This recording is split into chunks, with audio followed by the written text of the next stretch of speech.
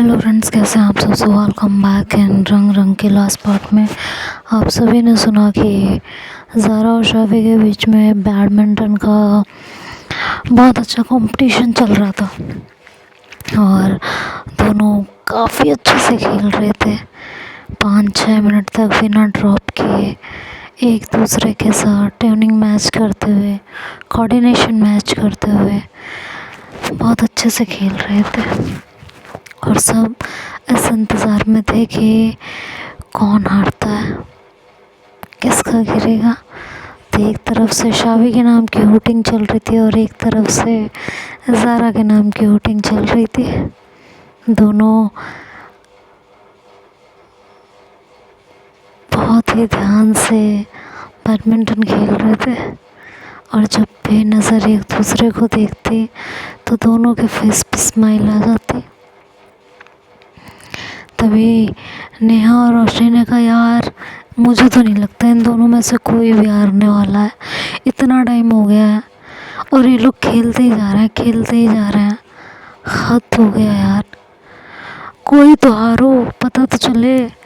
लेकिन ना शावी हारने के मूड में थे और ना ज़ारा, शायद इसलिए क्योंकि दोनों ही सामने वाले को हराने की कोशिश में नहीं थे। दोनों ही सिर्फ एक दूसरे के साथ टाइम स्पेंड करना चाह रहे थे,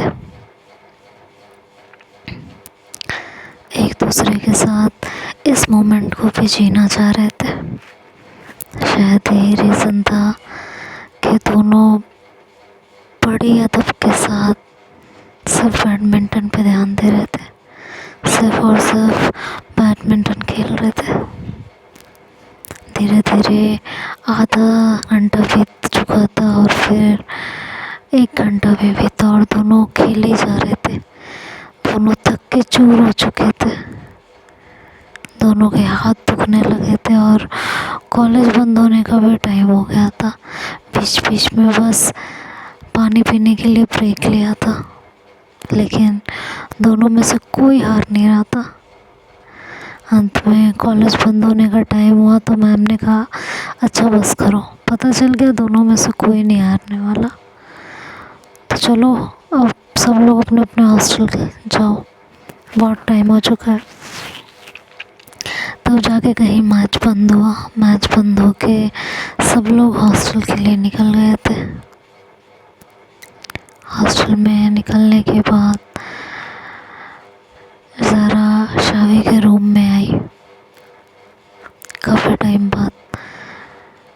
तो मतलब डिनर पे जाने से पहले शावी के रूम में आई धीरे से और गेट लॉक किया। शावी ने पीछे मुड़ के देखा तो ज़ारा थी। वो ज़ारा को देख स्टैचू की तरह एक जगह खड़ी हो गई थी। तो ज़ारा ने कहा, क्या बात है, आज मैम को इम्प्रेस करने के लिए गेम नहीं आ रही या कुछ और बात थी।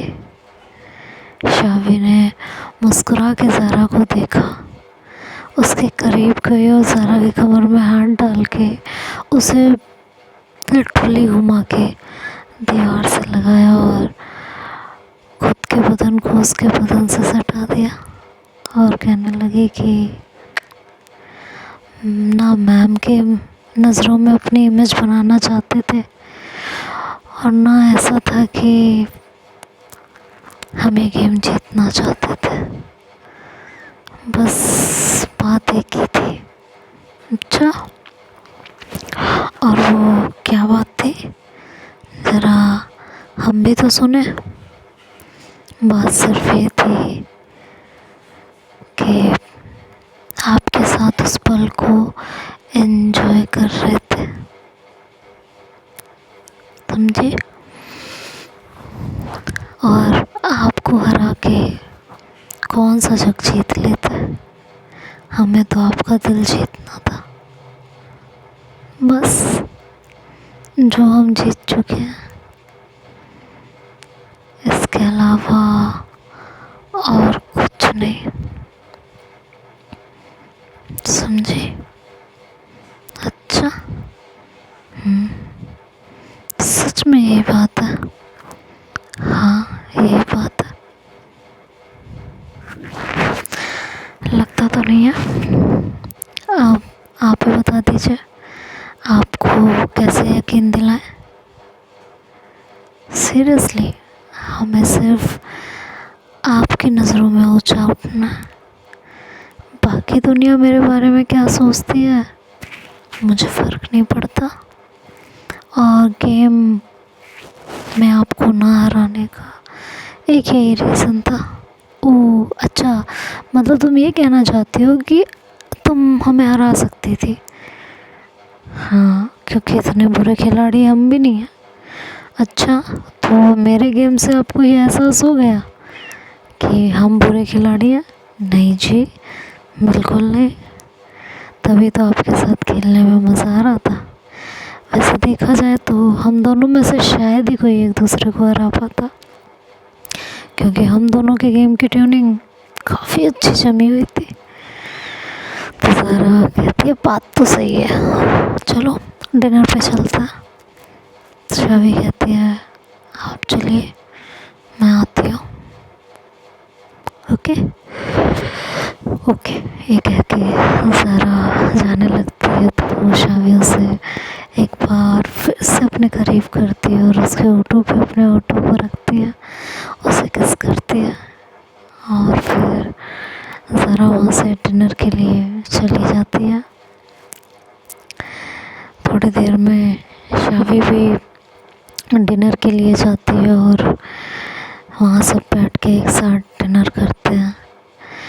नेहा, रोशनी, शावी, ज़ारा, आरजू, कविता सब एक साथ बैठे हुए होते हैं और डिनर करते हैं। ज़ारा अपना डिनर पहले फिनिश करती है और अपनी प्लेट उठा के वो वहाँ से जाने लगती है। तो उसका दुपट्टा शावी के चेहरे से होता हुआ जाता है और उसके दुपट्टे की महक शावी को मदहोश करने लगती है। वो अपनी आंखें बंद करके उस मोमेंट को फील करने लगती है और ना चाहते हुए भी जैसे ही उसका दुपट्टा उसके चेहरे पर से हटता है, जो कि ज़ारा को ध्यान भी नहीं होता कि ऐसा भी कुछ हुआ है, बस उसके होठों पे बेवजह ये गाना गुनगुना देती है वो सबके सामने। हर शाम आँखों पर तेरा चल लहराए, हर रात यादों की बारात ले आए। हर शाम आँखों पर तेरा चल लहराए, हर रात यादों की बारात ले आए। मैं सांस लेता हूँ तेरी खुशबू आती है, एक महका महका सा पैगाम लाती है। मेरे दिल की धड़कन भी तेरे गीत गाती है। और ज़ारा, आरज़ू, रोशनी सब उसे देख रहे होते हैं, कहते हैं वाह क्या बात है। और नेहा उस गाने की लाइन को कंटिन्यू करती है कि पल पल दिल के पास तुम रहती हो। हाँ, तो शावी को तब जाके एहसास होता है कि वो कहाँ बैठी है और उसने गाना कहाँ गुनगुनाया है।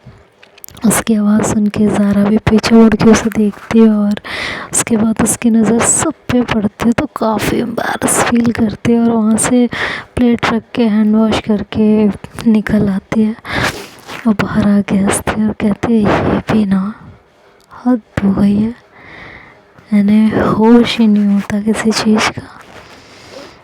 वो मैंने जानबूझ के तो नहीं किया था, इन्हें तो खैर जानो दो, अच्छा लगता है, क्या करूं।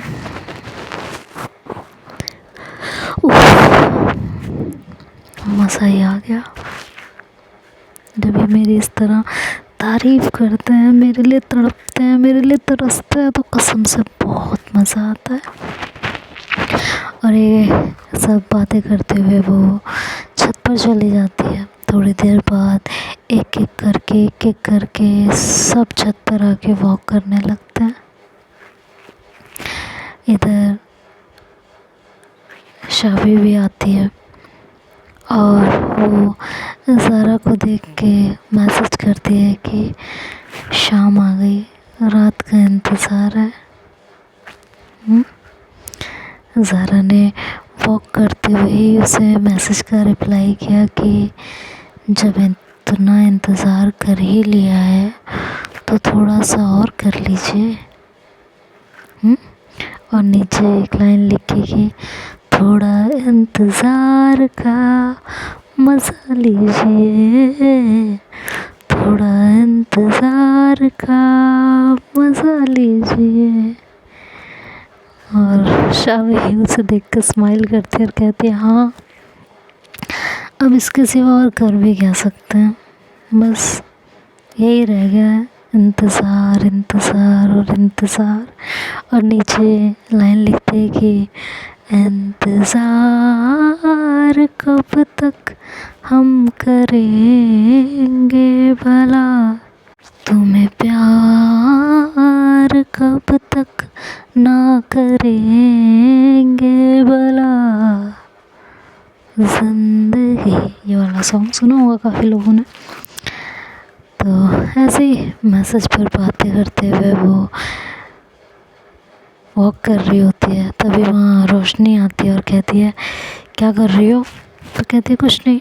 और फिर रोशनी से बातें करते हुए वो वहीं खड़ी हो जाती है।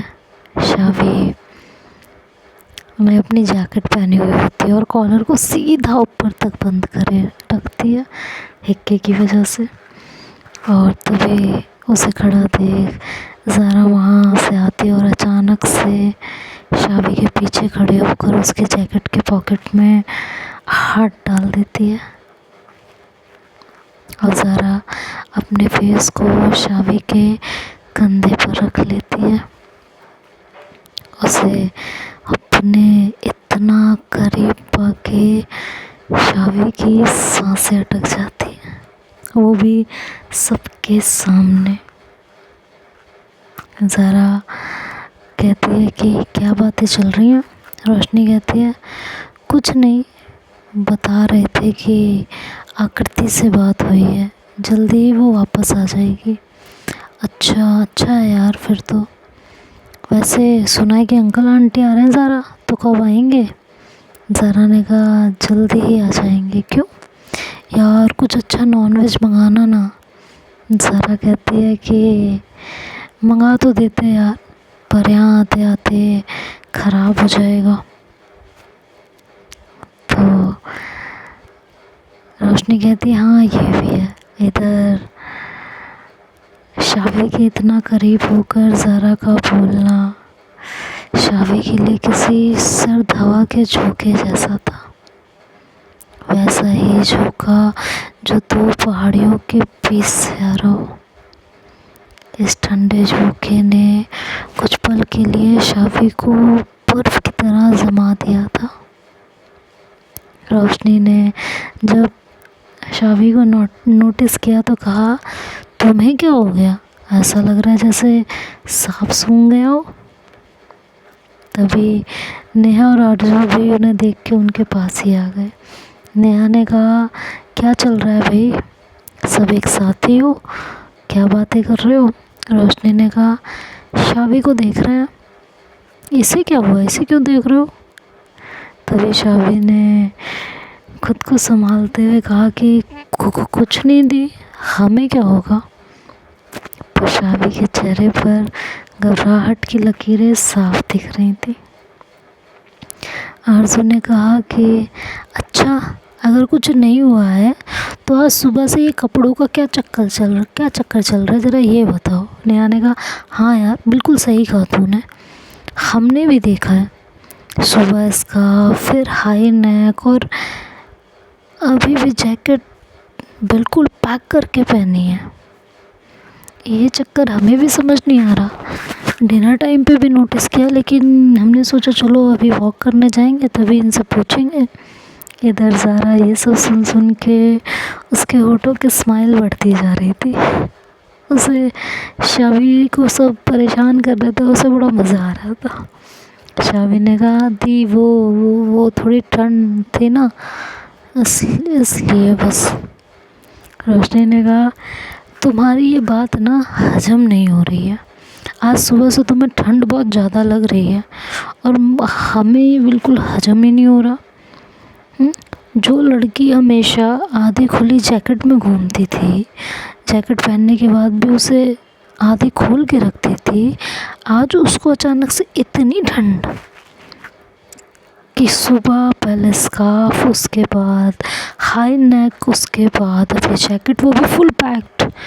बात कुछ समझ नहीं आई। शावी ने कहा अरे कभी कभी हो जाता है, लगती है ठंडी। नेहा ने कहा हाँ ज़रूर, वैसे भी जैसे ज़ारा ने पकड़ रखा है, अगर उसमें भी ठंड लग रही है तो फिर तो भगवान जाने कौन सी ठंडी है। इतने करीब होके भी ज़ारा ने अपनी गर्म बाहों में तुम्हें ले रखा है और तुम्हें फिर भी ठंडी लग रही है। वाकई मौसम बहुत सर्द है लग रहा है। रोशनी ने कहा क्या पता दी, ठंडी ही है या कोई गर्मी है। शावी ने बड़ा भोला सा चेहरा बनाते हुए कहा मतलब दी क्या बोल रही हैं आप, हमें समझ नहीं आया। शावी की ऐसी बातें सुन के सब हंसने लगे। शावी अनजानों की तरह उन सबको देख रही थी। ऐसा लग रहा था जैसे उसे कुछ समझ ही नहीं आ रहा था।